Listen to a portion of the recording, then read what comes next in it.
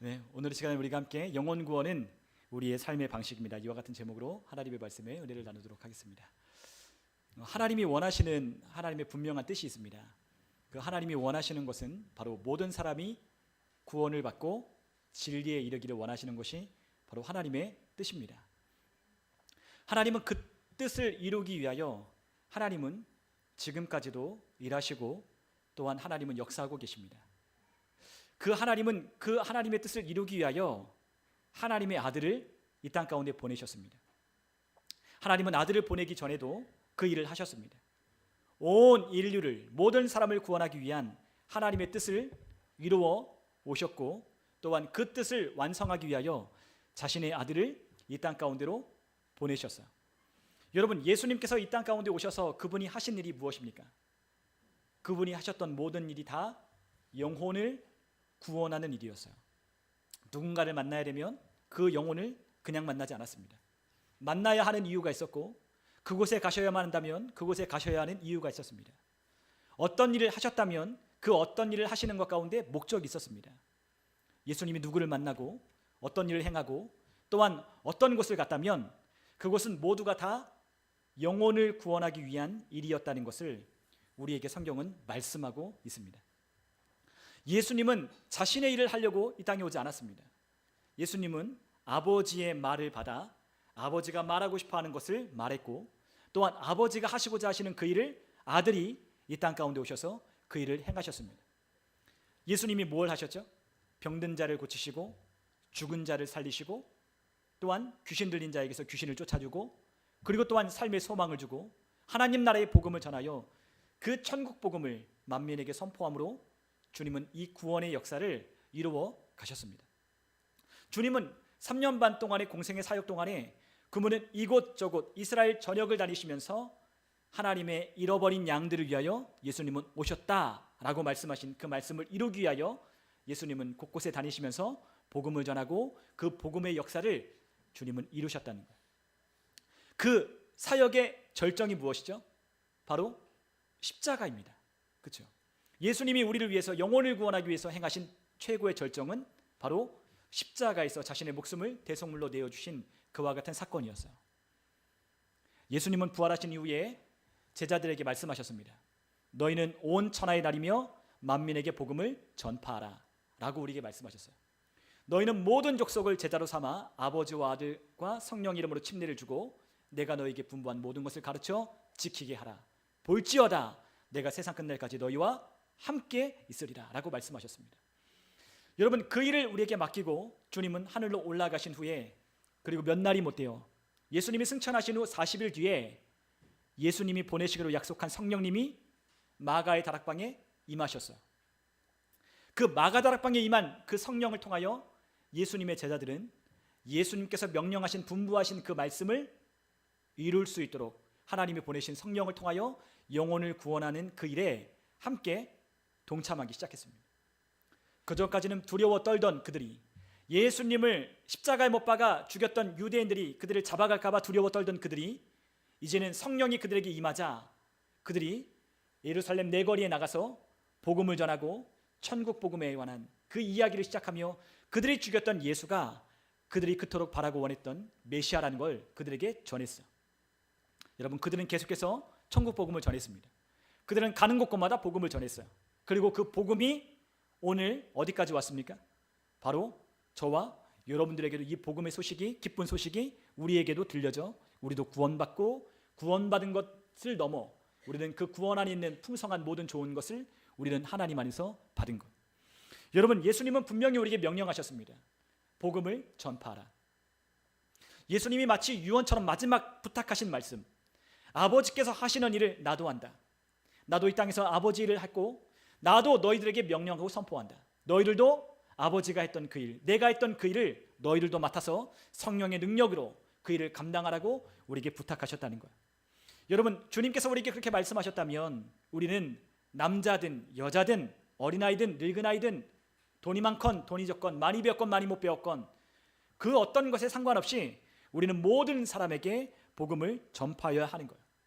우리는 이 복음을 전파하여서 하나님 나라 그 구원 안으로 그들을 들어오게 해야 하는 것입니다. 우리가 들어온 것처럼 우리가 그 하나님 나라 안으로 들어온 것처럼 그들도 하나님 나라 안으로 들어올 수 있도록 우리가 그들에게 이 복음을 전해야 한다는 거죠. 여러분, 어떤 사람은 너무 바빠서, 너무 바쁘기 때문에 나중에 기회가 되고 적당한 때가 되면 내가 복음을 전하겠다, 그렇게 생각하는 분들이 있을 겁니다. 그러나 주님은 그렇게 말씀하지 않았습니다. 우리가 기회를 찾고 우리가 기회를 엿본다면 그 기회는 우리가 오지 않을 것입니다. 우리가 기회를 찾고 우리가 그 기회가 오도록 기도하지, 이렇게 하지 않으면 우리는 그 사람들에게 복음을 전할 기회를 우리는 얻지 못할 거예요. 복음에 대해서 우리는 소극적인 태도를 취하면 안 됩니다.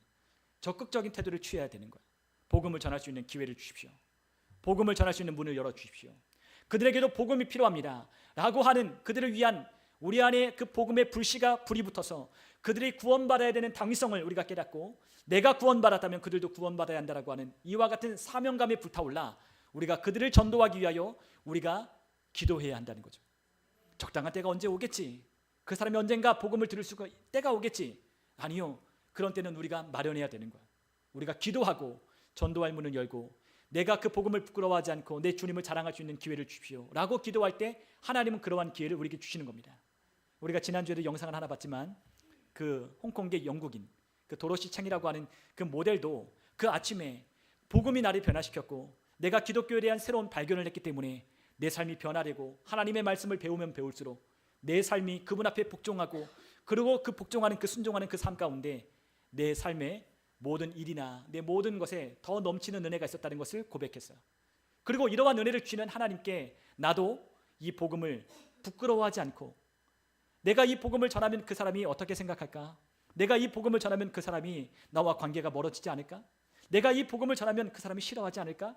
그러한 소극적인 태도가 아니라 내가 오늘 주님을 부끄러워하지 않고 이 복음을 전할 수 있는 기회를 달라고 기도할 때 하나님은 그 모델에게 복음을 전할 수 있는 기회를 열어주신 거예요. 여러분, 우리도 마찬가지입니다. 우리도 그 복음을 받고 그 복음을 통하여 우리의 삶이 변화되면 우리가 해야 할 일, 우리가 마땅히 해야 할 일, 사도 바울이 말씀했던 부득불 내가 할 일이 바로 복음을 전하는 것이라는 것을 우리는 깨닫게 되는 거죠. 여러분, 우리는 이 복음을 전하도록 우리는 부름을 받았어요. 우리에게 주신 책임입니다. 우리에게 맡겨주신 사명입니다. 우리가 해야 할 사역, 주님께서 우리에게 미니스트리 일로 맡겨주셨어요. 너희들이 해야 할 일이 있다. 그 일이 무엇이냐? 바로 복음을 전하는 것이다라고 우리에게 주님께서 말씀하셨습니다. 여러분, 우리가 각자가 하는 일이 다 다를 수 있어요. 직업이 다르고 우리가 추구하는 바가 다르고 우리의 목적이 다를 수 있지만 우리가 그와 같은 것을 다 하나로 통합되어야 될 수 있는 것은 무엇이냐면 바로 복음을 전하는 거예요. 관심사도 다르고 잘하는 것도 다르고 우리의 재능과 탤런트가 다 다르지만 그럼에도 불구하고 하나로 귀결되어야 되는 것이 있다면 그것은 바로 복음을 전하는 거예요. 왜 하나님께서 우리에게 그러한 능력을 주셨을까?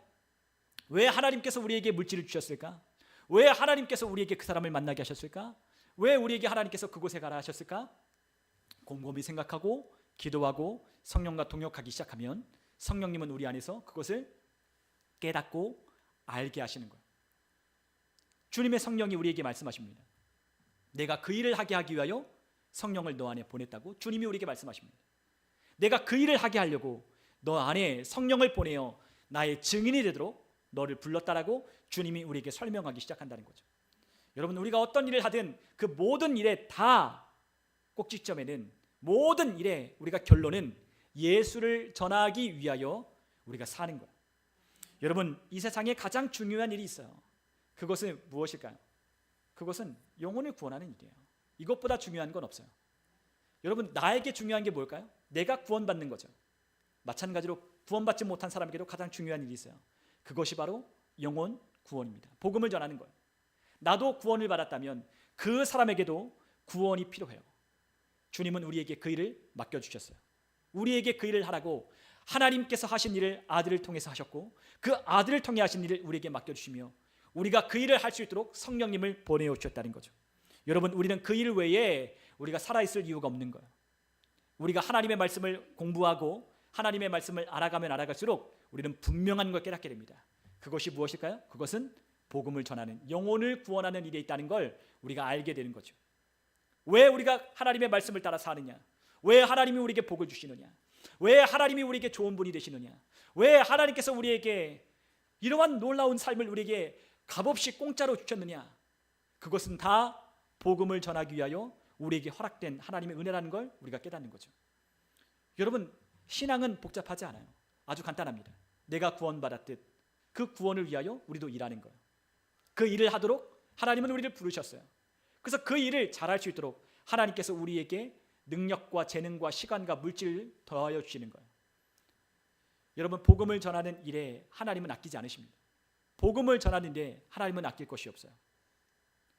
왜냐하면 하나님은 그 한 영혼을 구원하기 위하여 자신의 가장 아끼는 사랑하는 아들을 우리를 위하여 내어주셨어요.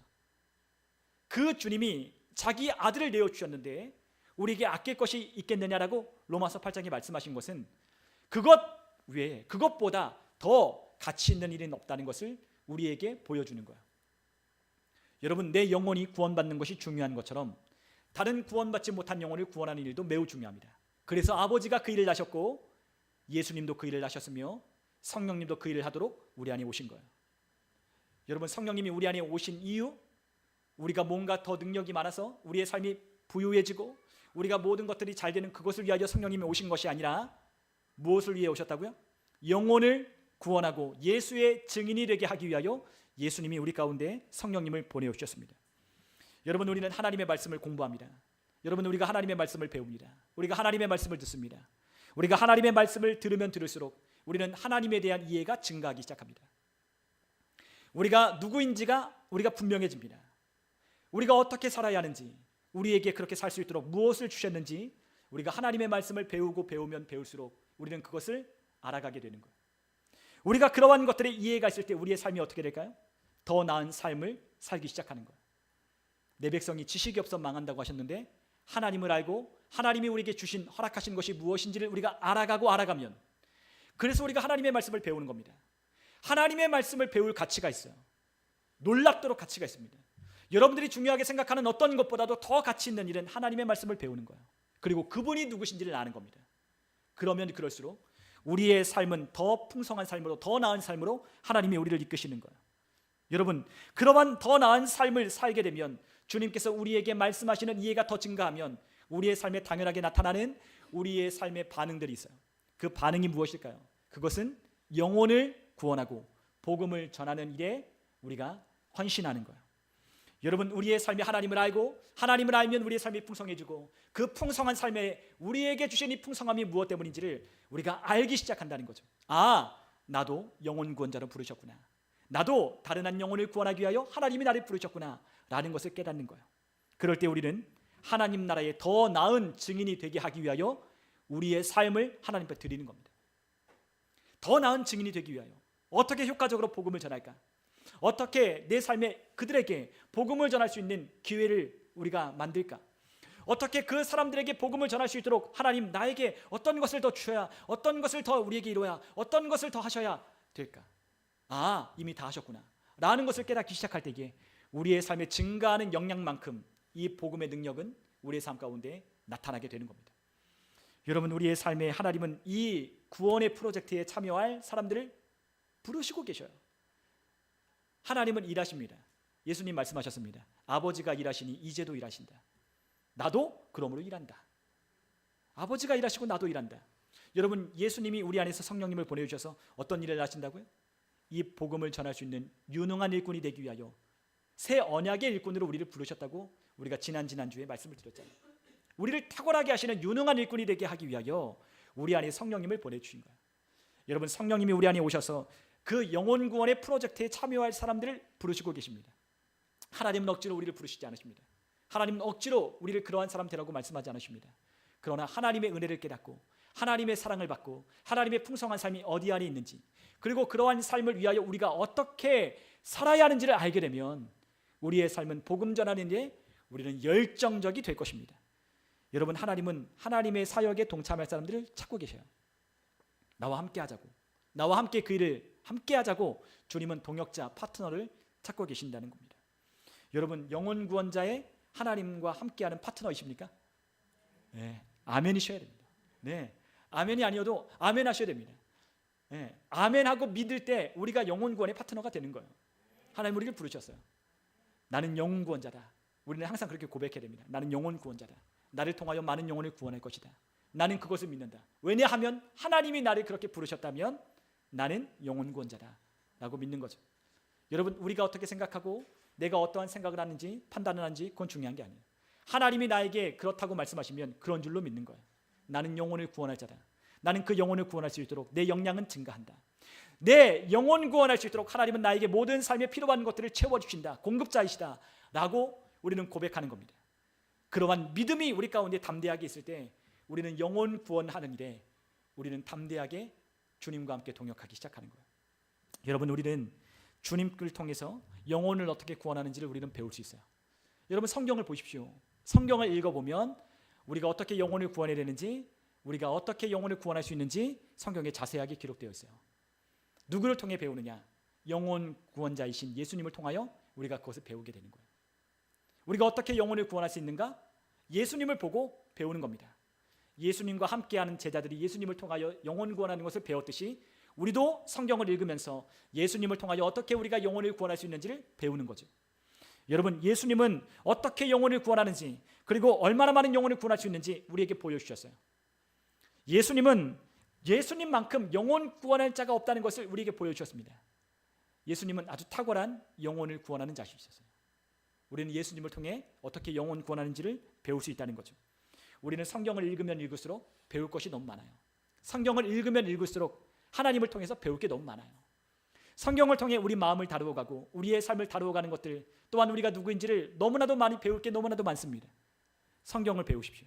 성경을 알아가십시오. 성경을 읽으십시오. 그것만큼 좋은 삶은 없는 거예요. 여러분, 우리에게 하나님은 우리가 무엇을 할 수 있는지를 말씀하셨어요. 우리가 영혼을 구원할 수 있다라고 주님은 우리에게 말씀하셨습니다. 우리가 만약 영혼 구원을 위하여 우리가 다른 사람들에게 이 복음을 전하는 일에 우리가 만약 소극적이라면 우리가 소극적인 태도를 버리고 적극적이어야 할 필요가 있어요. 여러분, 우리가 누군가에게 말을 전하는 것이 주저한다면 우리가 주저하지 않는 담대함이 필요해요. 우리 안에 성령님이 그 능력을 가지고 오셨어요. 우리 안에 더 이상 주저하거나 아니면 우리 안에 그것을 전하는 것이 두렵거나 떨리거나 아니면 어떻게 우리가 그것을 전하는 것이 어찌저찌 할까라고 하는 생각하는 것을 우리는 멈추기 시작합니다. 그냥 전하는 거예요. 그 사람에게 뭐가 필요해요? 가장 복음이 필요하니까 그 사람에게 우리가 그냥 전하는 겁니다. 우리에게 주신 그 사명을 우리가 주님께서 그것만이 우리에게 하나님께로 가는 유일한 길이라는 걸 믿는다면, 그것만이 영혼을 구원하는 유일한 길이라는 것을 우리가 안다면, 믿는다면 우리는 그 복음을 전할 거라는 거예요. 여러분, 우리는 이 능력을 받았어요. 그러나 우리가 누군가에게 복음을 전하는 것이 주저하고 담대하지 못한다면 우리가 성령을 받은 것을 한번 생각 한번 해보셔야 돼요. 어쩌면 그분은 성령을 받았다면 그분은 그 성령을 받은 대로 하나님께서 성령을 주신 능력으로 복음을 전하는 삶에 여러분들이 누군가에게 복음을 전했을 거예요. 여러분, 성령이 임하시면 우리 안에 어떤 일이 있죠? 우리 안에 예수의 증인 되게 하신다라고 말씀하셨어요. 우리 한번 사도행전 1장 8절을 우리 같이 한번 읽어보면 좋겠는데요. 함께 읽어보겠습니다. 오직 성령이 임하시면 너희가 권능을 받고 예루살렘과 온 유대와 사마리아와 땅끝까지 이르러 내 증인이 되리라 하시니라. 아멘. 성령님이 우리 안에 임하시면 우리를 어떻게 한다고 합니까? 예루살렘과 온 유대와 사마리아와 땅끝까지 이르러 내 증인 삼는다고 하셨어요. 우리가 성령을 받으면 우리 마음이 어떻게 되죠? 뜨거워지죠. 우리가 성령을 받으면 우리의 마음이 뜨거워집니다. 우리의 심령이 뜨거워집니다. 무엇으로? 예수의 복음, 이 예수의 증인되는 이 복음을 전하기 위하여 우리의 마음이 뜨거워지는 거예요. 그러나 우리 안에 그 성령을 받은 이후에 우리가 성령께 협력하지 않고 우리가 이 영혼구원의 파트너로 우리를 부르신 그 부르심에 우리가 응하지 않으면 우리의 마음은 어느새 식어지기 시작합니다. 어떤 사람은 성령 충만함을 받기를 원해요. 왜 성령 충만함을 받기를 원합니까? 라고 물었더니 성령의 은사로 하나님이 하시는 놀라운 일을 자기도 하고 싶다는 거예요. 그런 사람에게 성령의 은사로 성령의 능력으로 하나님이 역사하지 않으십니다. 왜요? 복음을 전하도록 성령님을 보내주셨으니까. 예수의 증인되는 목적을 위하여 성령님이 능력도 주시고 성령님이 인도도 하시고 성령님이 우리를 가르치기도 하고 하나님께서 성령을 통하여 하시는 거죠. 그런데 우리의 목적이 다른 곳에 있다면 그것은 우리 안에 성령을 일하시게 할 수 없게 되는 거예요. 성령님은 우리가 원하는 대로 우리가 생각하는 대로 움직이시는 분이 아니라 그분은 하나님이셔요. 그 하나님은 하나님의 뜻대로 우리를 움직여가기를 원하십니다. 우리는 우리 혼자 살도록 우리는 이 땅 가운데 있는 게 아니에요. 우리는 하나님과 함께 살고 하나님의 이끄심을 따라 하나님의 인도를 받으며 살도록 우리 안에 성령님을 보내주셨어요. 그러라고 성령님을 보내주셨어요. 우리는 우리 혼자가 아니에요. 우리는 우리 안에 계신 성령님과 함께 동행하는 자입니다. 그런데 그 성령님이 우리 안에 뭘 하셔요? 예수를 말하고 예수를 증거하도록 우리 가운데 능력을 주시는 거예요. 우리가 복음을 전해보면 알 수 있어요. 우리가 복음을 안 전하면 왜 나에게는 이런 능력이 안 나타날까? 왜 나는 기도하는데 응답이 잘 안 될까? 나는 왜 하나님을 경험을 못할까? 라고 생각되시는 분들은 이 복음에 여러분들의 삶을 한번 순종해 보십시오. 복음을 전하는 일에 여러분들 순종해 보십시오. 왜 나는 기쁘지 않을까? 왜 내 마음엔 평안이 없을까? 왜 내 삶은 이리저리 방황하며 분명한 목적이 없을까? 나는 왜 뭘 해야 되는지 왜 나는 잘 모를까?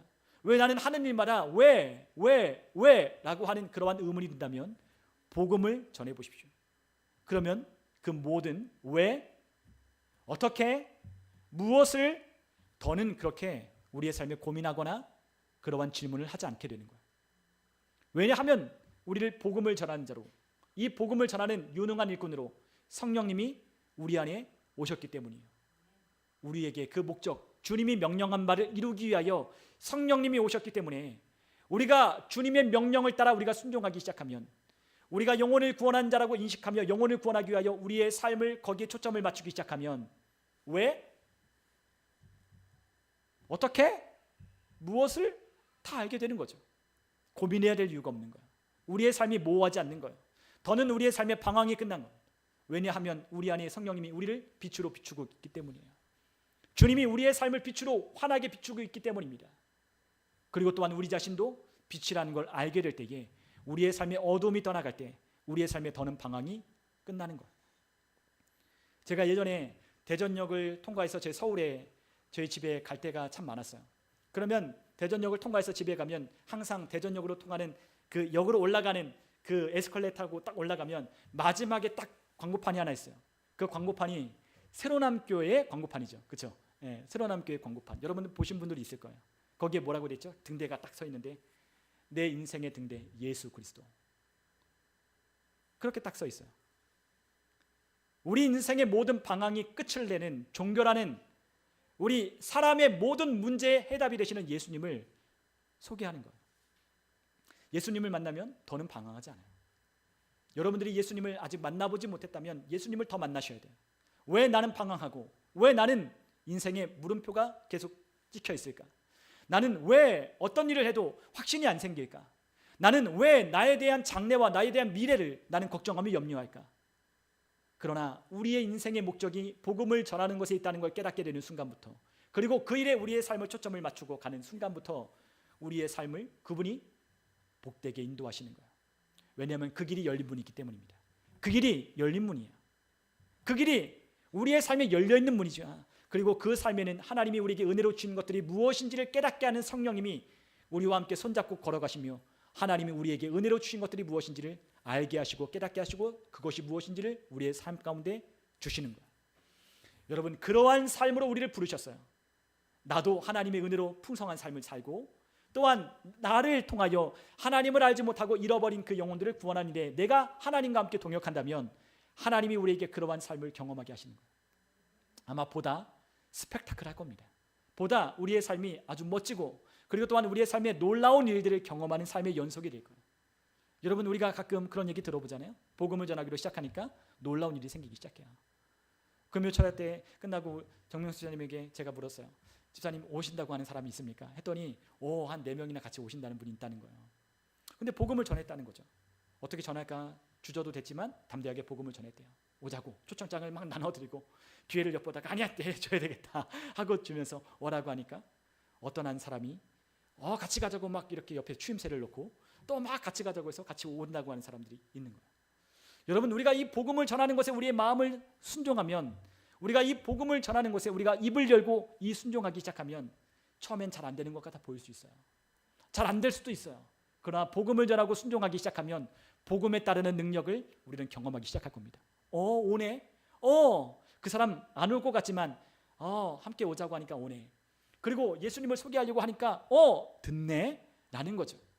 그들을 위해 기도하니까 그들의 삶의 문제가 해결되네. 야, 그들에게 예수님을 전하니까 그들이 그 예수님을 전하는 그 소식을 마음을 열고 받아들이네 라고 하는 거. 여러분, 우리는 어렵다고 생각하는 그 사람에게 복음을 전할 필요가 있어요. 내 혼이 어렵다고 생각하는 거지 주님은 어렵지 않대요. 주님은 어렵지 않대요. 주님은 어렵지 않으셔요. 주님은 능력이 많으셔요. 우리는 항상 우리 자신을 저평가하고 우리가 그 일을 할 수 없다라고 우리는 주저하지만 우리 안에 계신 이는 세상보다 큰 분이셔요. 그분은 그 말씀을 우리를 통해 전하기를 원하셔요. 전하기만 해라. 내가 나머지는 할 테니. 전하고 안 받아들이면 나중에 또 다른 사람에게 전하라. 평안을 찾는 사람이 있을 거다. 너가 그 사람 안 받아들인다고 걱정하지 마라. 또 다른 사람에게 전하라. 우리는 그분의 말씀에 따라 전하고 또 전하는 거예요. 나머지 일들은 주님이 하시는 겁니다. 왜 우리가 그 사람 때문에 걱정하고 염려합니까? 복음을 전하는 것에, 우리가 복음을 전하는 것에 그것만 우리가 하는 거예요. 주님이 나머지는 하시는 거죠. 여러분, 우리의 삶에 하나님의 말씀을 통하여 우리가 영혼의 구원자가 되면 우리의 성령님은 우리를 그 영혼을 구원할 수 있도록 우리에게 능력으로 역사하기 시작하는 거예요. 여러분, 우리가 만약 그렇지 못한다면, 우리가 영혼을 구원하는 것에 우리의 마음속에 담대하지 못하다면 여러분 다시 성령의 충만함을 받으셔야 돼요. 아니면 성령을 받지 못했다면 성령을 받으셔야 됩니다. 성령은 우리를 변화시켜요. 진짜 우리의 모습을 변화시킵니다. 성령을 받고 성령이 충만해지면 이 마음이 뜨거워져요.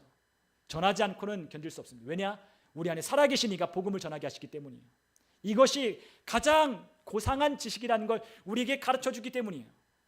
그렇기 때문에 복음을 전하는 겁니다. 이 사람을 만나도 저 사람 복음을 들어야 되는데, 저 사람 예수를 믿어야 되는데, 저 사람이 어떤 문제를 얘기합니다. 이 사람은 어떤 문제에 속해 있습니다. 이 사람은 어떠한 일 때문에 염려하고 근심합니다. 이 사람은 자신의 삶에 어떤 일들 때문에 비관합니다. 우리는 그 사람의 이야기를 들을 때마다 예수님만이 문제의 해답이나 라고 하며 그들에게 이 복음을 전해야 된다라고 하는 강한 열망이 우리 안에 성령님을 통하여 우리 안에 부어지기 시작하는 거예요. 문제의 해답은 예수님이니까. 예수님만 만나면, 예수님을 만난다면 그들의 인생이 내가 변했던 것처럼 그들도 변할 것이니까 이 복음을 전하게 되는 거예요. 우리 안에 주님께서 어떤 일을 행하십니까? 우리가 빌립보서 2장 13절에 주님 말씀하셨습니다. 우리 안에서 행하시는 이는 하나님이시다. 그런데 그 하나님이 뭘 두고 행하신다? 자기의 기쁘신 뜻을 위하여 소원을 두고 행하게 하신다. 성령님을 받았다면 성령님이 우리 안에 하나님이 기뻐하시는 뜻을 두고 우리를 그 마음을 품게도 하시고 행할 수 있는 능력을 공급해 주셔서 그 일을 하게 하신다는 거예요. 하나님이 우리 안에서 그 소원을 불러일으키십니다. 그 하나님이 누구십니까? 성령님. 우리 안에 계신 이가 누구십니까? 성령님. 그 성령님이 하나님의 기뻐하시는 뜻을 나도 기뻐하고 나도 그 일을 마음에 품고 나도 그 일을 할 수 있도록 능력과 힘을 공급해 주시는 거예요. 그 일을 하도록.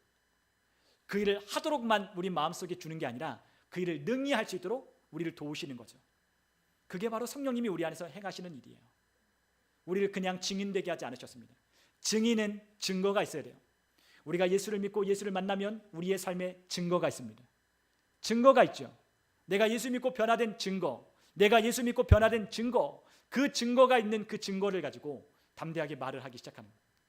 내가 예수를 만나봤더니 달라졌잖아? 나 달라진 거 없냐고 사람들에게 묻는 거죠. 나 달라진 거 없냐고, 나 달라진 거 없냐고.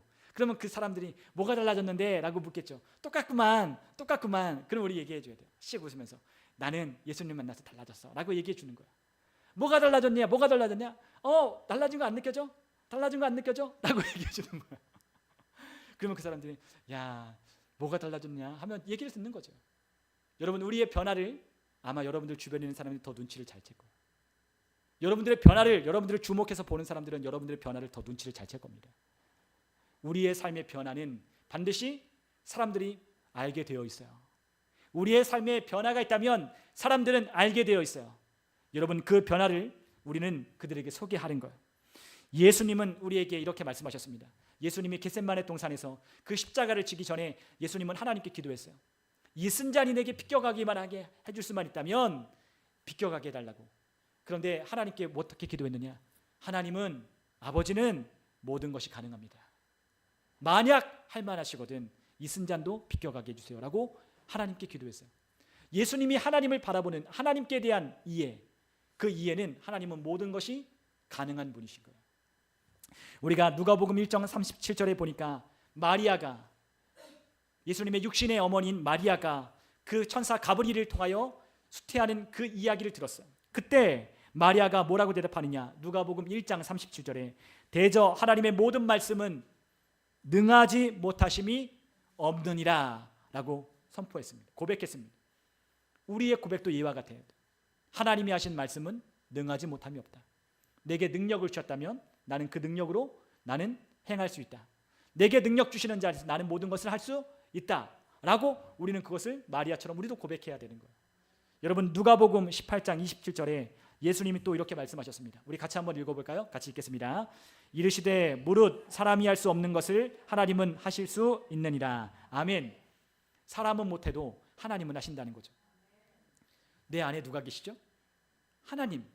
그 하나님이 내가 못하는 걸 할 수 있도록 하나님이 우리 안에 오셨다는 거예요. 성령님이 오셔서 나 못해요. 아니야, 할 수 있다.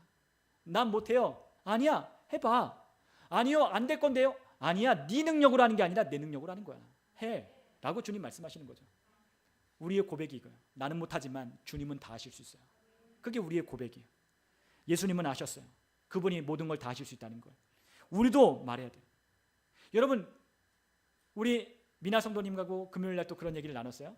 사람이 변화되느냐?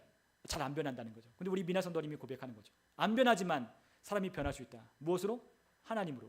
하나님을 만나고 하나님을 우리가 알게 되면 알게 될수록 우리의 삶이 변화되는 거예요. 누구처럼? 우리 주님, 우리 아버지처럼, 우리 예수님처럼 우리도 닮아가고 변화되는 거예요. 안 변한다? 안 변한다라고 말하는 사람들 예수님께로 데려오십시오. 안 변한다고 하는 사람 예수님을 소개해 줘야 되는 거예요. 나는 왜 이럴까? 나는 왜 이렇게 안 될까?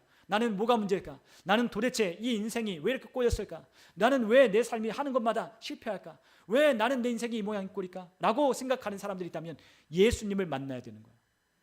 예수님을 만나면 우리 인생이 변하게 돼 있어요. 우리 그리스도인들이 문제, 우리 교회 말고 우리 그리스도인들이 문제예요. 우리 그리스도인들이 예수님을 만나고 그 예수님을 만난 이야기를 기쁨으로 전해야 될 텐데 예수님을 만나기를 좋아하지 않아요. 우리 예수님과 함께 동행하는 걸 원치 않아요. 누가? 구원받은 사람들이 원치 않는다는 거예요. 성경과 기도와 하나님이 어떤 분인지, 하나님이 나에게 무엇을 주셨는지, 내가 무엇을 할 수 있는지 하나님의 뜻대로 순종하기를 원치 않아요. 그렇기 때문에 그들의 삶에는 실패와 어둠만이 가득합니다. 그러나 우리의 삶이 하나님의 말씀을 따라 우리의 삶을 조정하기 시작하면 우리의 삶에는 빛만 가득한 거예요. 주님 말씀하셨습니다. 의인의 햇볕은 돋는 햇볕 같으니 그것이 아침에 떠올라 정오에 이른다라고 말씀하셨어요. 의인의 햇볕은 아침에 떠서 저 높은 곳까지 올라가는 거예요. 여러분, 우리는 빛으로 부름받았어요. 우리의 빛은 올라가지 내려가지 않아요. 빛은 앞으로 전진하지 뒤로 후퇴하지 않아요. 여러분, 우리는 빛이기 때문에 우리는 앞으로 가고 우리는 올라가요. 누구와 함께 한다면? 빛 대신 우리 주님과 함께 한다면 우리도 빛이기에 우리도 앞으로 나아가고 전진하는 거예요. 무엇을 위하여? 영혼을 구원하는 삶을 향하여 가는 거죠. 여러분, 가장 기쁜 삶이 뭘까요? 가장 만족스러운 삶이 뭘까요? 그것은 사람을 살리는 거예요. 요즘 유튜브를 제가 보면 제가 보는 채널들이 뭐 그런 채널들이 참 많죠. 뭐 그런 그 기독교에 관련된 채널이 많으니까 그런 것들을 보면 항상 광고가 나와요. 국경 없는 의사회. 갑자기 음악이 딴 하면서 인터뷰를 하죠. 국경 없는 의사회를 소개하면서 우리를 후원해달라고 소개를 해요. 여러분, 그분들이 이야기를 하는 게 뭐죠? 사람을 살리는 일에 동참해달라. 근데 사람을 살려는 일에 동참해 본 사람은 그 맛이 어떤지를 알 수 있어요. 나를 통하여 사람을 살리는 일. 우리가 봉사하는 것이 좀 어렵지만 우리가 어딜 가서 봉사해 보잖아요. 그러면 봉사하는 것만큼 기쁨이 있다는 걸 알게 돼요. 근데 그것보다 더 놀라운 게 있어요. 그건 봉사를 넘는 거예요. 그거는 어떤 사람을 도와주는 차원을 뛰어넘는 거예요. 그 한 사람의 인생을 완전히 뒤바꾸는 거예요. 그 사람의 영원한 미래를 결정하는 거예요. 그것이 바로 영혼을 구원하기 위하여 복음을 전파하는 거예요. 우리가 이 복음의 일꾼이 되도록 우리를 부르셨다면 우리가 그 복음의 일꾼으로 부르신 그 부르심을 우리가 마다하지 않아야 된다는 거죠. 왜 그 일에 우리가 동참하지 않느냐? 그 일에 동참해야 되는데 왜 동참하지 않느냐? 아직도 내 삶의 그분이 주인이 아니신 거예요. 아직도 내 삶에 내가 힘으로 내 능력으로 뭔가를 이루어갈 수 있다고 생각하는 거예요. 그래요, 맞아요. 내가 열심히 일하고 내가 열심히 노력하면 무엇인가는 이룰 수 있을 거예요. 그러나 그것이 여러분들의 전부는 되지 않을 겁니다. 그것이 여러분들의 만족이 되지 않을 겁니다. 그것이 여러분들의 영원한 것으로 소유로 되지 않을 겁니다. 있다가 없어지고 가졌다가 사라지고 있는 것처럼 보였지만 허물어지고, 내가 그것 때문에 만족했지만 그것이 만족이 아니라는 것을 금세 알게 될 겁니다. 유일한 우리에게 만족을 주는 분은 하나님이십니다. 그 하나님을 우리가 소개하도록 예수님이, 성령님을 우리 안에 보내주신 거예요. 오늘 사람은 변할 수 있어요. 변할 수 있어요. 변화를 일으키도록 우리를 보내셨어요. 우리가 누구죠? 변화를 일으키는 사람들. 우리는 변화를 일으키는 사람들이에요. 연못에 돌을 던지는 사람인 거죠. 잔잔한 연못에 우리는 돌을 던지는 거예요. 이 세상이 전부인 줄 아는 사람들, 그 연못가에 있는 사람들에게 돌을 던지는 거예요. 돌을 던져서 그들의 주의를 깨우고, 그들의 생각을 깨우고, 그들의 영적인, 그들의 영역 안에서 그들이 하나님을 찾고자 하는 그들의 마음 가운데 주신 하나님을 알만한 것들을 그들에게 보이신 하나님의 이 특별한 은혜를 따라 그들이 하나님을 알도록 그들을 초청하는 거예요. 이 세상 사람들이 하나님을 모르지만은 않아요. 왜죠? 하나님을 알만한 것들을 이 모든 세상에 보이셨기 때문이에요. 사람들이, 하나님은 없다고 하는 사람들이 곰곰이 인생을 살아가다 보면 신적인 존재에 대해서 의문을 갖게 돼요. 이 세상이 전부일까? 내가 죽으면 이것으로 끝날까? 왜 인간만이 이 모든 세상에 있는 모든 종류와 모든 생물들을 다스리지? 왜 이런 것들을 우리 인간이 다 사용하지? 왜 우리 인간에게만 이렇게 양심을 주셔서 죄와 선을 알게 하셨지? 왜 우리 인간에게만 영혼을 사모하는 마음을 주셔서 종교를 만들고 뭔가 신적인 것에 대하여 우리의 미래를 봐 장래를 의탁하지? 그것은 인간만에게 주신 하나님의 고유한 특성이기 때문이죠. 사람은 살다 보면 우리 인생으로 우리가 생각하는 것으로 해결되지 않은 많은 문제를 겪게 될 때 그들은 무언가를 찾게 되어 있어요. 그렇기 때문에 모든 사람에게 기회를 하나님이 주신 거예요. 그래서 하나님 앞에 서면 하나님을 믿지 않고 예수님을 받아들이지 않는 사람은 그 죄값으로 하나님이 물으시는 거예요. 근데 그 앞에 섰을 때 뭐라 그럽니까? 아무도 핑계할 자가 없다는 거죠. 하나님은 우리를 길이 참으시고 오래 참으셔서 아무도 멸망받지 아니하고 다 회개하게 이르시기 때문에 구원의 기회를 주시는 거예요. 여러분, 우리는 구원의 기회를 주도록 우리는 부름받은 하나님과 함께하는 동역자예요. 여러분, 동역자가 된다는 거, 파트너가 된다는 거 얼마나 멋진 일입니까?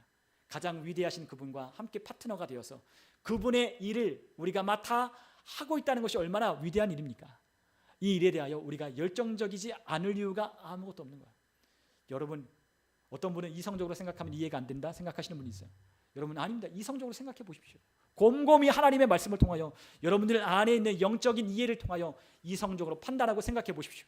무엇이 가장 남고 무엇이 가장 복되고 무엇이 가장 우리 인생에 의미 있는 일인지를 여러분 깨닫게 될 것입니다. 아, 그 일을 위하여 나를 부르셨구나. 아, 왜 너 소유가 증대되어야 하냐? 아, 그 일을 하도록. 왜 내가 지혜로워야 되느냐? 아, 그 일을 하도록. 아, 왜 내게 능력이 있어야 되느냐? 아, 내게 능력을 주셔서 그 일을 전하도록 나에게 그것을 주시는구나. 왜 내 삶에 있는 문제를 주님께서 돌파하게 하시고 내 믿음으로 내 역량을, 내 모든 삶을 앞으로 전진하게 하시느냐? 아, 복음을 전하도록. 우리는 그것을 깨닫는 거예요. 거기까지 왔다면 우리 인생은 더 이상 방황이 없는 거예요. 목적이 분명합니다. 아, 우리 인생 그 일을 위해 산다. 우리는 그를 위해 산다. 우리는 그것을 위하여 사는 거다. 그 안에 우리의 가정과 우리의 자녀와 우리의 하는 모든 일들이 하나님의 울타리 안에 하나님께서 그 손으로 돌보시고 그 손으로 하나님께서 채우시고 공급하시고 역사하시는 거예요. 그 일에 하나님은 아무것도 아끼지 않으시는 거죠. 오늘 우리 주님께서 우리에게 그 모든 것으로 이끄셨어요. 하나님의 모든 상속, 하나님의 모든 은혜 가운데로 우리를 이끄십니다. 무엇하라고? 복음을 전하도록 우리 가운데 말씀하셔요. 여러분, 주저하지 마십시오. 어떤 사람들은 또 그런 얘기를 하는 분들이 있어요. 내가 그 사람에게 어떻게 말할지 잘 몰라요. 내가 그 사람에게 말할지 주저하고 뭘 말해야 될지 잘 모르겠어요 라고 하는 분들이 있어요. 그런 분들에게 오늘 이 말씀을 같이 한번 읽어보면 좋겠어요. 우리 마가복음 13장 10절로 11절 우리 같이 한번 읽겠습니다. 함께 읽겠습니다. 또 복음이 먼저 만국에 전파되어야 할 것이니라. 사람들이 너희를 끌어다가 넘겨줄 때에 무슨 말을 할까 미리 염려하지 말고 무엇이든지 그때에 너희에게 주는 그 말을 하라. 말하는 이는 너희가 아니요 성령이시니라. 아멘. 저도 예전에는 막 복음을 전할 때 어떻게 전할까 막 생각했어요. 내가 그 사람을 만나면 그 사람이 똑똑하니까 이 사람에게 만나면 이런 이야기를 해야 그 사람이 관심 갖겠지. 그 사람이 관심 가질 만한 아주 어려운 이야기를 내가 공부하고 가는 거야. 그리고 어떻게 그 사람과 만나는 기회를 잡고 계획을 세우고 그 사람에게 복음을 전해야 되겠다 하고 그렇게 복음을 전하려고 하다 보면 될까요? 안 될까요? 안 되죠. 네, 잘 말이 안 나와요. 내가 말하려고 이 사람이 이렇게 말을 하면 이 말을 이렇게 쳐서 이렇게 해야지. 이 사람이 이렇게 말을 하면 이 말을 끊고 내가 이 말을 해야지 하면은 벌써 머릿속에 다 계산을 하고 그 사람 이성적이고 이 사람 이러니까 이게 보통이 아니야. 그러니까 내가 다 시나리오를 짜는 거죠. 그리고 만나면 시나리오대로 되느냐? 안 되죠. 시나리오대로 되는 게 아니에요. 경험해 보신 분들은 알아요. 이게 내가 이렇게 말을 내가 주도권을 가지고 와서 내가 이렇게 말을 하겠다라고 하고 계획을 세우고 뭘 하면 잘 안 돼요. 그런데 나와 함께 하시는 분이 계셔요. 그곳 가운데 성령님이 나와 함께 하셔요. 그 사람에게 뭘 말할지 어떻게 해야 될지 물론 생각하는 건 필요하지만 그 사람에게 뭘 말할지 걱정하지 마세요. 그 사람들에게 이 복음을 전할 때 주님께서 그 사람들에게 전할 말들을 알려주시는 거예요. 알려주셔요. 말을 꺼내고 말을 건넬 때 그 사람들과 대화가 되도록 하나님께서 말씀하시는 거죠. 어떤 분들은 그렇게 이야기해요. 아니 목사님, 얘기를 하다 보면 그들이 내가 대답하지 못할 어려운 이야기를 꺼내면 어떻게 해요? 그렇게 묻는 분이 있어요. 양자역학은 어떻고, 뭐 빅뱅이론은 어떻고, 뭐 경제는 어떻고, 뭐 그리고 뭐 달러와 뭐 엔화와 뭐 이런 것들은 뭐 어떻고 이렇게 묻는 사람들, 그러면 어떻게 해요? 여러분 그런 걱정하지 마십시오. 그런 거 안 물어볼 거예요. 복음을 전하게 하시는 하나님께서 그러한 이야기, 내가 모르는 이야기 하지 않게 할 겁니다. 내가 주도권을 가지도록 성령님이 우리 안에 그 말을 이끌어 가실 거예요. 그러면 뭐가 필요하냐? 내 안에 계신 성령님과 동역하고 함께 협력하는 게 필요해요. 주님이 나와 함께 하셔서 이 자리에 그 사람과 함께 있다라고 하는 것을 인식하는 거예요. 그리고 말을 꺼내 보는 거죠. 그 사람의 필요에 대해 생각해 보는 겁니다. 그리고 성령님께서 문득문득 떠올리는 생각들이 있을 거예요. 그러면 그 얘기를 해보는 거예요. 그러면 그 사람이 그 얘기를 딱 꺼냈을 때 그 얘기를 가지고 막 이야기가 시작될 겁니다. 그러면 이야기가 30분도 되고 1시간도 될 때 잘 들어주다가 예수님을 소개하는 거죠. 여러분 놀라운 방법 아니에요? 하나님이 그렇게 하신다고요. 뭘 말해야 될지 우리에게 알려주셔요. 어떻게 말을 하고 무엇을 주제로 꺼낼지 주님이 알려주셔요. 뭘 말해야 되고 어떻게 얘기해야 되고 시나리오 짜서 어떻게 해야 될까 생각하고 고민하지 마십시오. 그때가 되면 주님께서 우리에게 할 말을 가르쳐주시고 일러주실 거예요. 그게 우리의 믿음이에요. 믿음이라는 게 뭐죠? 믿음이라는 건 받아들이는 거예요. 믿음이라는 건 믿고 고백하는 거예요. 그냥 하나님이 그렇게 말씀하셨으면 그래 나에게 할 말을 주신다고 믿는 거예요. 받아들이는 거예요. 그리고 그것을 나도 고백하는 거예요. 그래 하나님이 나에게 할 말을 주셔. 나에게 할 말을 주실 거야. 나는 그 사람에 대해 알지 못하지만 하나님은 그 사람에 대해 잘 아셔. 그렇지 않습니까? 나는 그 사람을 잘 모르지만 그 사람의 깊이 있는 그 안에 있는 문제를 나는 모르지만 하나님은 그 사람을 아셔요. 그러면 또 어떤 분은 또 물을 거예요. 하나님은 저 잘 모르시잖아요. 아니죠. 하나님이 나보다 나를 더 잘 아시잖아요. 내가 어떤 능력을 가지고 있는지 난 모르지만 하나님은 나보다 나를 더 잘 아셔요.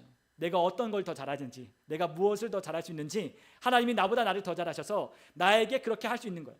그러다 보면 야 내가 이렇게 말을 했다고? 내가 이렇게 그 사람에게 말을 하고 내가 그 사람에게 이렇게 이야기를 대화를 나눴다고? 이거 놀라운 일이다 라고 생각이 드는 거죠. 그때 누가 하셔요? 우리 안에 계신 성령님이 나를 통하여 일하시고 계시는 거예요. 하나님은 나도 잘하시지만 그분도 잘하셔요. 내가 전도하려고 하는 그 사람도 잘 알아요. 우리는 그것을 믿어야 돼요. 하나님이 다 아신다. 하나님은 알고 계신다. 나를 보내셨다면 나에게 이 복음을 꺼내어 이야기를 하게 하셨다면 반드시 그 사람 안에 있는 문제와 그 사람 안에 있는 고민들을 나에게 얘기할 거야. 나는 그것에 대한 해답을 전하면 되는 거야. 예수님이라고 소개하면 되는 거야. 여러분 전도라는 건 내가 하면 힘들고 내가 하면 어렵지만 여러분들 우리를 보내신 하나님의 말씀을 우리가 받아들이고 그리고 그 말씀을 내가 전하고 그 말씀에 따라 성령님이 나와 함께 하신다는 걸 인식하면 어렵지 않고 복음을 전할 수 있는 거야.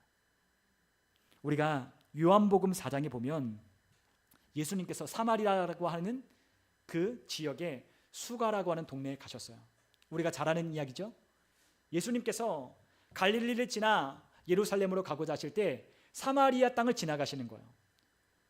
그런데 알다시피 사마리아 땅은 유대인들은 통과하지 않아요.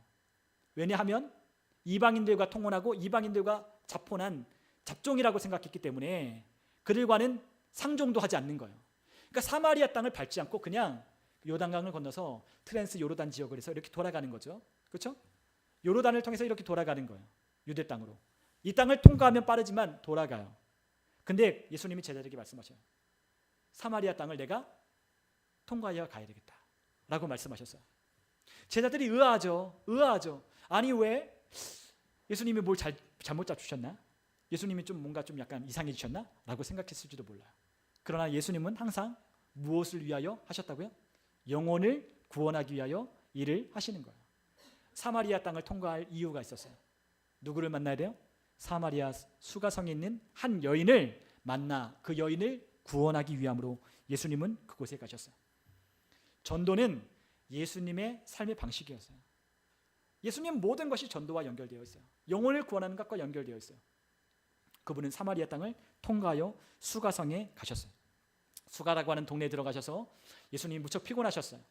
피곤하셔서 야곱의 우물이라고 이름 붙여 있는 그 우물가에 예수님이 앉으셨어요. 그런데 그때 누가 옵니까?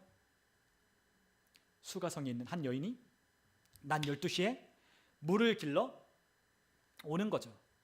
여러분, 태양볕이 딱 내려지는 그 12시에 정오에 물을 길러 오는 사람은 없어요. 우리가 생각하는 이 정도 온도가 아니라 막 45도, 막 50도 가까이 올라가는, 뭐 40몇 도 올라가는 그와 같은 지역이기 때문에 한낮에 물을 길러 오는 건 있을 수 없는 일이에요. 우리가 잘 알지만 이 여인이 왜 그때 물을 길러 왔어요? 이 여인에겐 수치가 있기 때문에. 이 여인은 무척 부끄럽고 이 여인의 모든 과거가 그 여인의 발목을 붙잡고 있기 때문에 그 여인은 한낮에, 아니 해가 뜨지 않는 그곳에 다른 여인들처럼 함께 몰려가서 이런저런 담소를 나누며 그 물을 기를 수가 없는 거예요. 그 동네에서 그 여인은 배척받았어요. 그 여인은 그 동네에서 아무도 상종하지 않았어요. 그 유대인들이 상종하지 않는 동네에 그 여인과는 아무도 말을 섞지 않는 거예요. 그 여인을 지나가면 볼 때마다 손가락질하는 거죠. 그런데 이 여인이 물을 길러 왔는데 예수님께서 그 여인에게 말을 건네요. 뭐라고 말을 건넸죠? 나에게 물 한 잔만 달라고 예수님께 부탁하는 거예요. 우리가 요한복음 4장에 가면 예수님께서 그 여인에게 물 한 잔만 달라고 하셨어요. 그랬더니 그 여인이 뭐라고 합니까? 우리가 9절에 보니까 예수님이 그 여인에게 물 좀 달라 하니 여인이 뭐라 하냐? 9절에 보니 당신은 유대인으로서 어찌하여 사마리아 여자인 나에게 물을 달라 합니까? 유대인은 사마리아인과 상종하지 않습니다. 그런데 왜 나에게 물을 달라 합니까? 당신은 우리를 개만도 취급 안 하지 않습니까? 그런데 왜 나에게 물을 달라 합니까? 라고 물었어요. 그랬더니 예수님이 뭐라 하십니까? 10절에 여러분 찾으신 분들은 같이 한번 읽어보면 좋겠어요. 예수께서 대답하여 이르시되 내가 만일 하나님의 선물과 또 내게 물 좀 달라 하는 이가 누구인 줄 알았다라면 내가 그에게 구하였을 것이요 그가 생수를 내게 주었으리라. 아멘. 네가 오히려 내가 누구인지 안다면 네가 나에게 물 좀 달라 해야 돼. 내가 오늘 너를 만나러 왔어 라고 이야기를 하시는 거예요.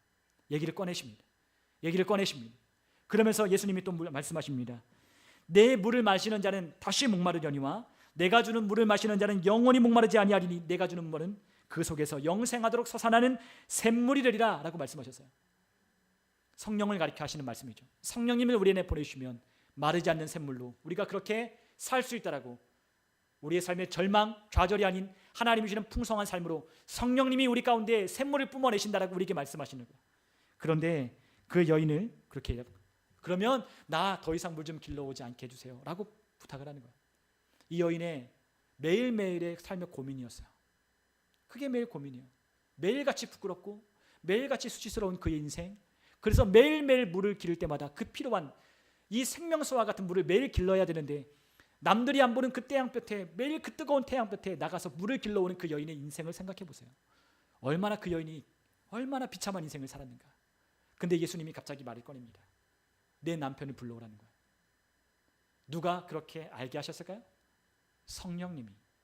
누가? 성령님이. 예수님은 모든 걸 다 아시죠. 예수님과 함께하는 그 성령과 예수님은 그 여인의 깊은 그 여인의 목마름을 알았어요. 뭐라고 하시냐? 남편 불러오라.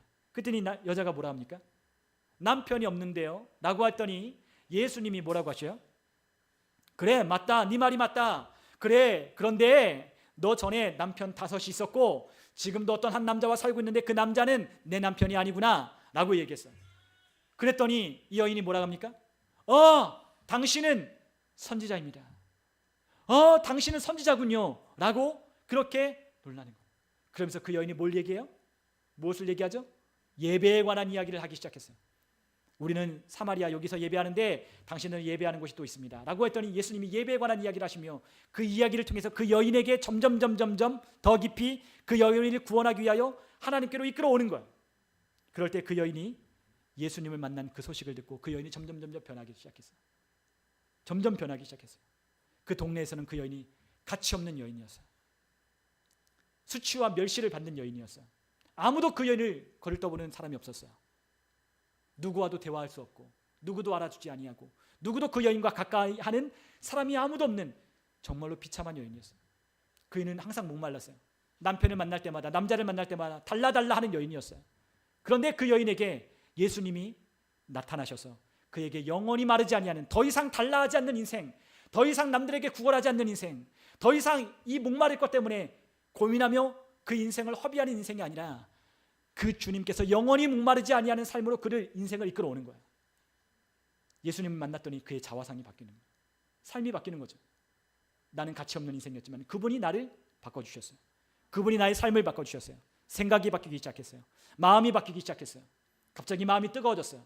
그래서 그 여인이 어떡합니까? 물동이를 버려두고, 그의 인생에 가장 중요한 건 물동이었지만 물동이를 버려두고 어디로 가요? 동네로 들어가서 뭐라고 합니까? 동네 사람들에게 그전엔 부끄러워서 말도 못했던 그 여인이, 사람들의 눈치 때문에 피해 돌아다녔던 그 여인이 사람들에게 당당하게 나타나서 이야기하기 시작해요. 내가 그리스도를 만났다. 내가 그리스도를 만났다. 이야기하기 시작하는 거예요. 여러분, 놀라운 이야기 아니에요? 이 이야기를 저도 읽을 때, 이 이야기를 읽을 때 저는 무척이나 감동이 됐어요. 너무나 감동이 되는 이야기. 그 한 여인의 인생을 뒤바꾸는 이야기. 그 한 영혼을 구원하기 위하여 예수님께서 그 사마리아라고 하는 동네, 그곳을 통과하여 가는 수고를 무릅쓰고도 그 한 영혼을 구원하기 위하여 그곳에 들어가시는 거예요. 우리는 가끔 누군가에게 복음을 전할 때, 내가 이렇게까지 했는데 그 사람이, 그럴 때가 있어요. 내가 이렇게 수고를 했는데 그 사람이? 라고 생각될 때가 있어요. 그러나 우리 주님은 우리에게 말씀하셔요. 아니다. 더 해주라 라고 하는 거예요. 더 다가가고 더 사랑해주고 더 아껴주라고 우리에게 얘기를 해주는 거예요. 그가 거절하면 어쩔 수 없겠지만, 그가 이제는 더 이상 나에게 그렇게 하지 말라고 하면 어쩔 수 없겠지만, 그러나 우리는 그를 위한 기도는 끊이지 않을 거예요. 여러분, 이와 같은 하나님은 사랑은 모든 사람을 구원하기 위하여 하시는 일이었어요. 예수님은 그 일을 하기 위하여 우리를 보내셨어요. 여러분, 또한 우리가 요한복음 15장 16절을 우리가 한번 읽어보면 좋겠습니다. 요한복음 15장 16절 우리가 함께 읽겠습니다. 우리 같이 한번 요한복음 15장 16절 함께 읽겠습니다. 너희가 나를 택한 것이 아니요 내가 너희를 택하여 세웠나니 이는 너희로 가서 열매를 맺게 하고 또 너희 열매가 항상 있게 하여 내 이름으로 아버지께 무엇을 구하든지 다 받게 하려 함이라. 아멘. 주님께서 말씀하셨습니다. 누가 우리를 택했어요? 예수님이 우리를 택했어요. 왜 택했죠? 열매를 맺게 하려고. 우리는 이 말씀을 들을 때 아멘 하시는 거예요. 아멘, 아멘입니다. 저도 아멘입니다. 아멘. 내가 어떻게 해요? 택하여 세웠다라고 하는데 뭔 말이 필요해요? 택하여 세워서 열매를 맺기 위해 택하였다니까 이제 우리의 생각을 바꿀 필요가 있어요. 믿는 거예요. 주님이 우리를 택하였다면 믿는 거예요. 왜? 열매를 맺게 하려고. 그리고 우리가 구하는 것마다 다 어떻게 하기 위해서? 받기 위해서. 우리가 열매를 맺는 삶, 여러분, 우리의 삶에 열매를 맺는 삶이 뭐죠? 우리는 이 열매를 우리는 성령의 열매라고만 생각해요. 아니에요.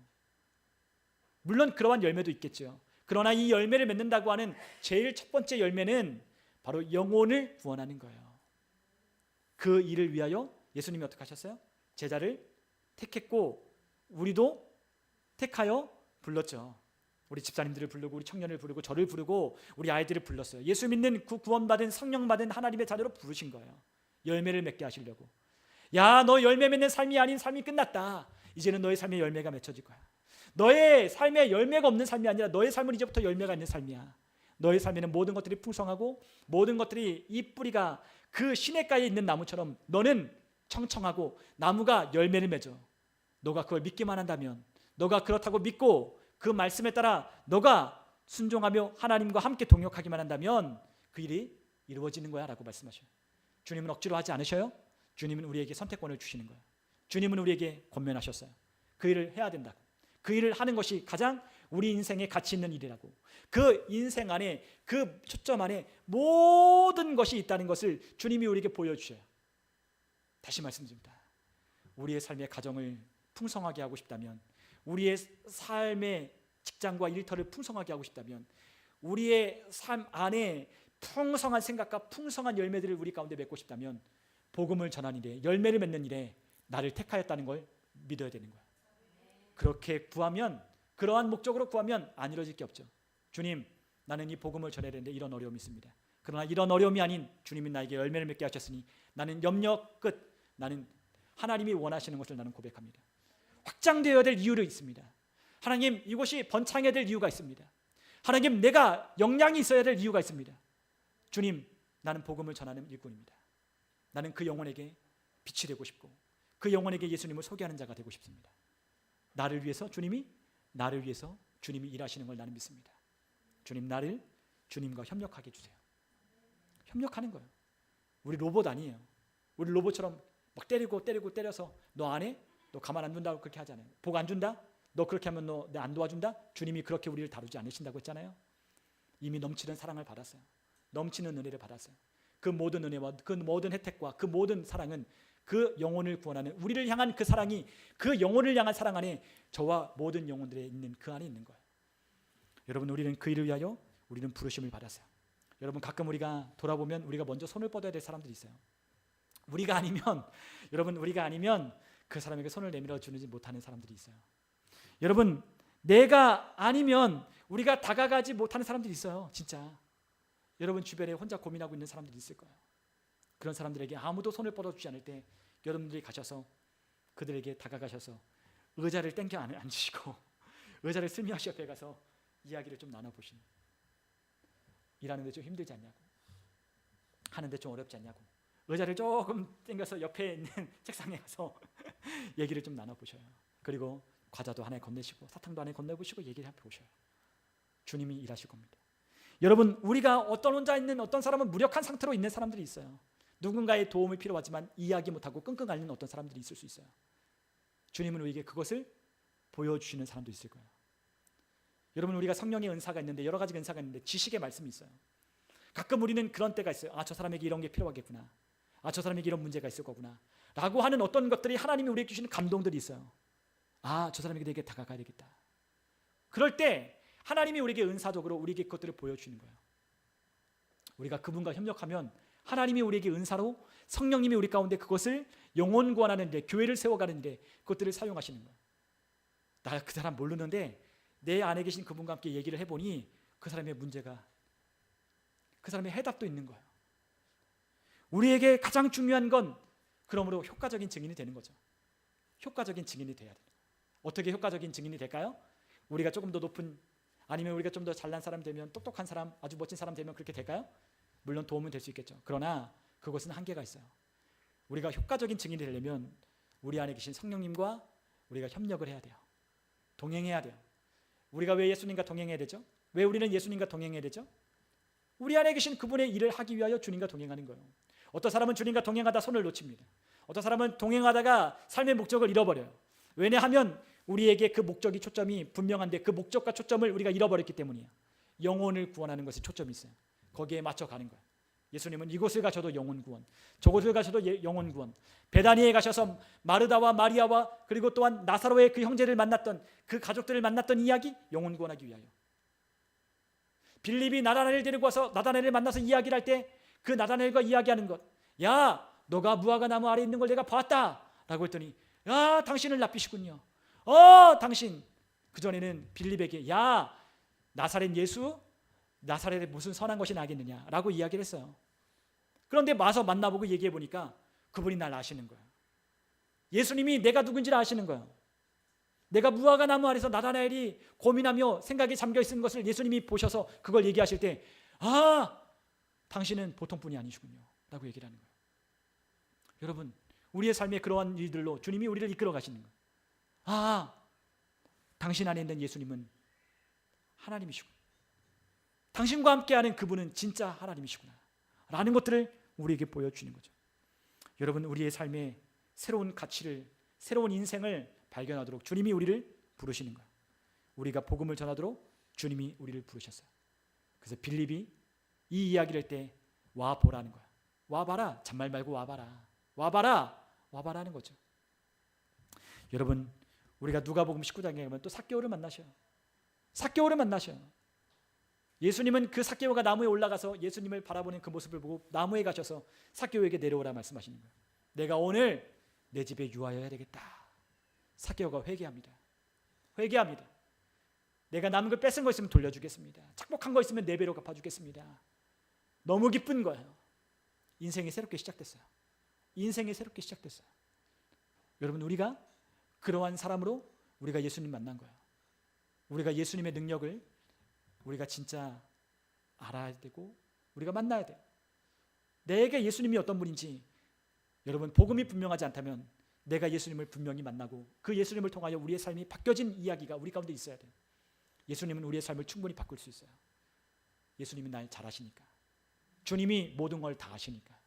그 모든 걸 아시는 그분께 우리의 삶을 맡겨드리기만 한다면 그분은 우리의 삶을 우리가 생각한 것 비교할 수 없는, 우리가 계획한 것 비교할 수 없는 삶으로 우리를 인도하실 겁니다.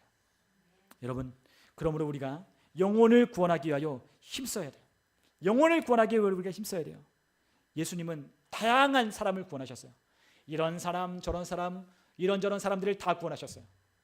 우리는 우리가 원하는 사람만 생각할 때가 있어요. 아니에요. 이런 사람 저런 사람 다 예수님이 구원하셨기 때문에 우리 주변에 주님께서 우리에게 감동하신다면 우리는 모든 사람을 구원해야 돼요. 그러기 위해서 우리가 마지막으로 해야 될 게 있어요. 그것은 바로 기도입니다. 기도해야 돼요. 기도해야 돼요. 우리가 에베소서 2장 2절 말씀을 같이 한번 읽어볼게요. 에베소서 2장 2절 말씀 같이 읽겠습니다. 그때에 너희는 그 가운데서 행하여 이 세상 풍조를 따르고 공중의 권세 잡은 자를 따랐으니 곧 지금 불순종의 아들들 가운데 역사하는 영이라. 아멘. 믿지 않는 자들 가운데 역사하는 자가 누구예요? 이 세상 신, 그죠? 불순종의 아들들 가운데 역사하는 영. 우리는 이 세상을 너무 쉽게 봐요. 아니요, 이 세상에 악한 영이 도처에 지배하고 있어요.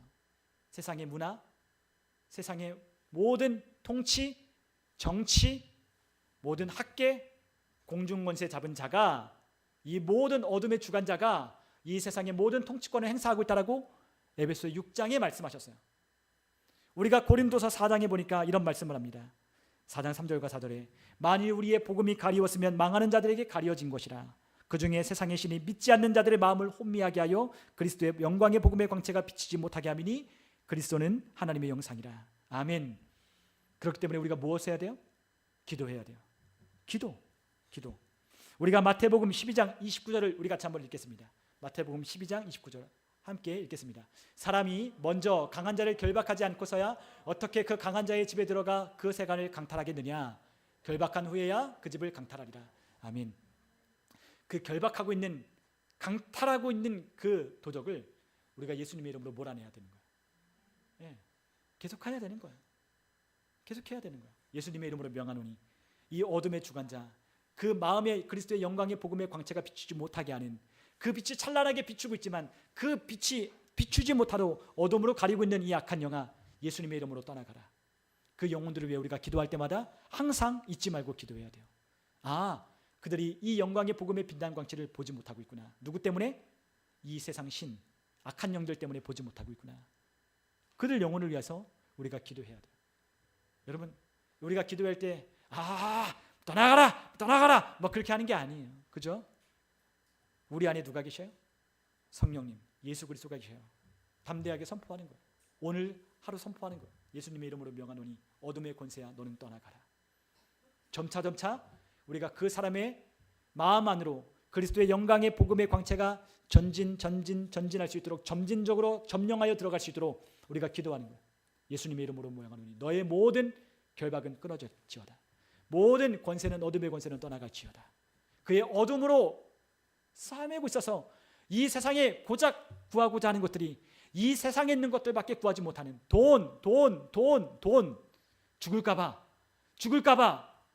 죽기를 무서함으로 일생에 매여 종로로 타는 그 자를 해방시켜 주시기 위하여 예수님이 오셨는데, 죽기를 위하여 무서함으로 돈, 염려, 걱정, 사고, 염려, 걱정하는 이 삶으로부터 우리를 해방하기 위하여 예수님이 오셨다는 걸 우리가 기억한다면, 안다면 우리 안에 계신 그분으로 선포하는 거예요.